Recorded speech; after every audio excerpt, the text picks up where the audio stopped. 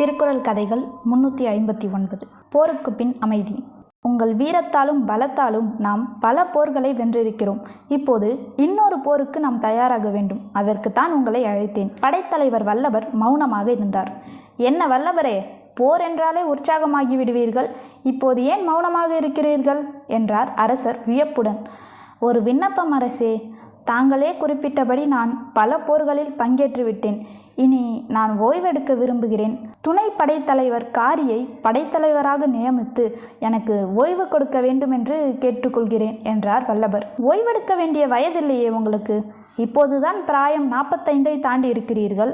60 தொடும் நானே இன்னும் ஓய்வு பற்றி சிந்திக்கவில்லை. ஏன் இந்த திடீர் முடிவு என்றார் அரசர் வியப்புடன். சில ஆண்டுகளாகவே போர்கள் விளைவிக்கும் துன்பங்களை பார்த்து எனக்கு மன வருத்தமும் குற்ற உணர்வும் ஏற்பட்டு வருகிறது. எனவேதான் இனி அமைதியான வாழ்க்கையை மேற்கொள்ள வேண்டும் என்று நினைத்தேன். ஓய்வு பெற்று என்ன செய்ய போகிறீர்கள்? உங்களால் இல்லத்தில் சொம்பி அமர்ந்திருக்க முடியாதே. நான் போருக்காக பல இடங்களுக்கு சென்றபோது சில அற்புதமான ஆலயங்களை காணும் பேறு கிடைத்தது. அங்கெல்லாம் சென்று வழிபட்ட போது எனக்கு ஒரு புத்துணர்வும் அமைதியும் ஏற்பட்டன. அதற்கு பிறகுதான் ஆன்மீக வாழ்க்கையில் ஈடுபட வேண்டும் என்ற எண்ணம் தோன்றியது. என் மனைவிக்கும் ஆலயங்களுக்கு செல்வதில் அதிக ஆர்வம் உண்டு. இத்தனை காலமும் அவள் விருப்பத்தை நான் பெரிதாக நினைக்கவில்லை. இனி அவர்களுடன் பல ஆலயங்களுக்கு சென்று தரிசனம் செய்ய வேண்டும் என்று நினைக்கிறேன். அத்துடன் ஒரு அரசராக மக்களுக்கு தாங்கள் எத்தனையோ நன்மைகளை செய்து வருகிறீர்கள்.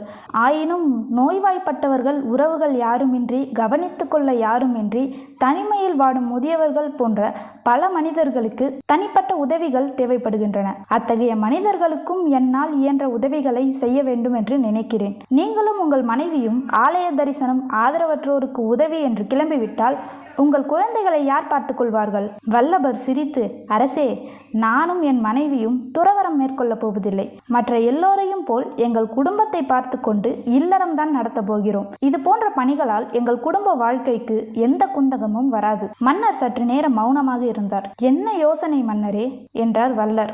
ஒன்றுமில்லை, உங்களுடன் சேர்ந்து நானும் இந்த பணிகளில் ஈடுபடலாமா என்று யோசித்தேன். ஆனால் அதற்கான மன முதிர்ச்சி இன்னும் எனக்கு ஏற்படவில்லை. அப்படி ஏற்படும் போது இளவரசனிடம் நாட்டை ஒப்படைத்துவிட்டு நானும் உங்களுடன் சேர்ந்து கொள்வேன் என்றார் அரசர் சிரித்தபடி. அப்படியானால் என்னை பணியிலிருந்து விடுவிக்க தங்களுக்கு சம்மதம் தானே அரசே? ஒரு நிபந்தனையுடன் என்றார் அரசர்.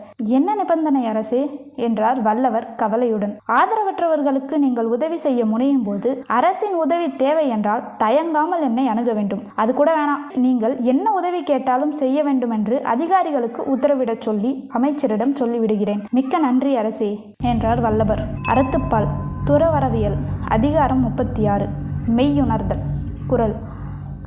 சார்புணர்ந்து சார்பு கெட ஒழுகின் மற்றழுத்து சார்தரா சார்தரு நோய். எல்லா பொருள்களுக்கும் சார்பான செம்பொருளை உணர்ந்து பற்று கெடுமாறு ஒழுகினால் சார்வதற்கு உரிய துன்பங்கள் திரும்ப வந்து அடையா.